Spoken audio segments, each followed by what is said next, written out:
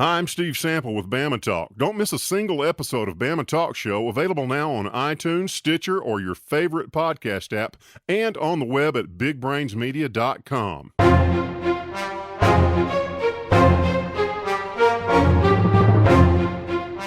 This is your Weather Xtreme video for Sunday, May the 19th. I'm meteorologist Brian Peters. Thanks for tuning in. And before we get to the weather, here's a look at the shot I took yesterday while I was at the Family Safety Day at USS Steele out at Fairfield. And appreciate the invitation to talk about weather and had a chance to talk with a lot of folks.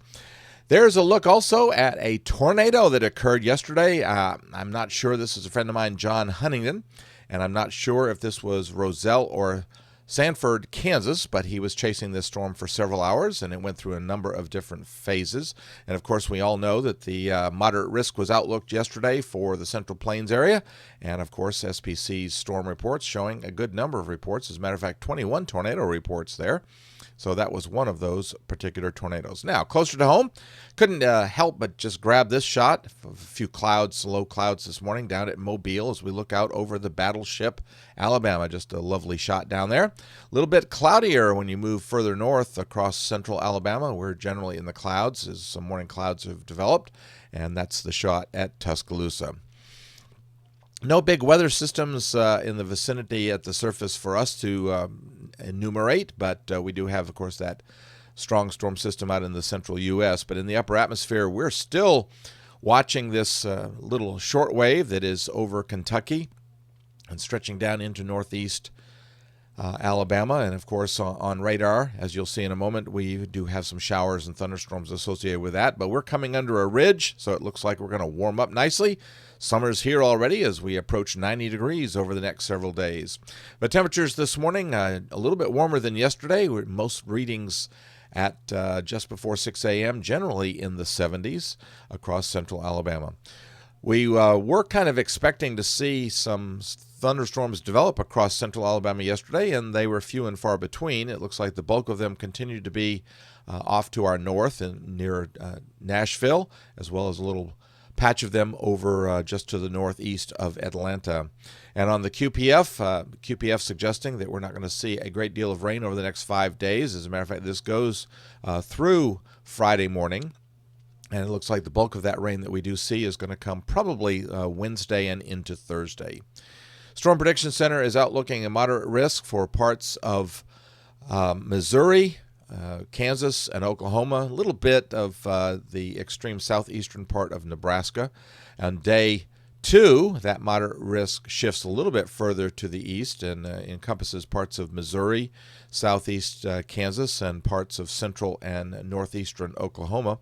Day 3, we have a very large slight risk area, no moderate risk, but slight risk extending all the way from Lake Michigan across Chicago, St. Louis, down across Little Rock and Shreveport, and back into the hill country southwest of San Antonio.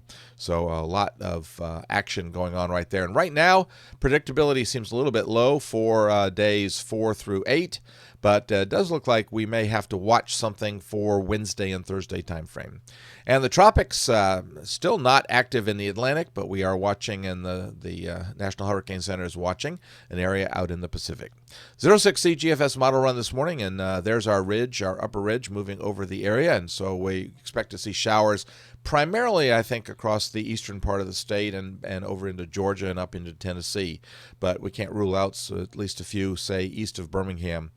Tomorrow, Monday, the ridge kind of becomes firmly entrenched across the southeastern U.S., and it does that on Tuesday as well. So both of those days, I think, are going to be warm and probably shower-free. It looks like we climb to near 90 maybe on both of those days, or getting maybe even Tuesday, maybe even getting into the lower 90s, one of the warmest days of 2013.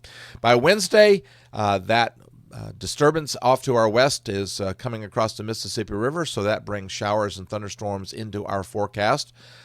Probably start the day out dry, but have that risk starting in the afternoon hours. Now, this is where things get a little bit murky. There's model differences to deal with, but the GFS, not quite as aggressive as phasing everything up as the European is, but there's the kind of a kind of a broad trough. The main trough is past us over Georgia now, but we're in a slight northwesterly flow, so we do have to watch for MCSs to form off to our northwest. And it shows at the surface perhaps a front over the Ohio River Valley, and then another secondary front that's down in our area. So Thursday, I think, is probably going to be the best chance early in the day for showers, but we may see the showers diminish as the day goes on as that front more or less washes out. Now, we see a little disturbance coming through the flow on Friday that's coming across the Ohio River Valley. And as it does, of course, I think that we'll see scattered showers develop again during the heat of the day on Friday, as temperatures are generally in the 80s.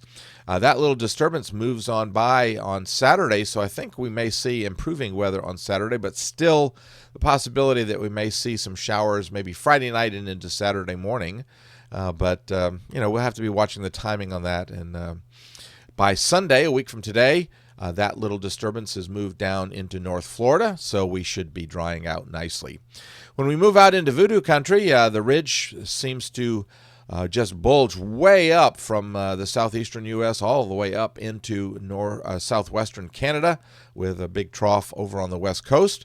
But we see a little bit of a change, well, actually a rather large change, come about around the 2nd of June. Now, yesterday we were noting this. It was a little bit sooner, around the 31st of May, but now we're noting a fairly substantial upper low over and just off the east coast of Florida. Position quite different.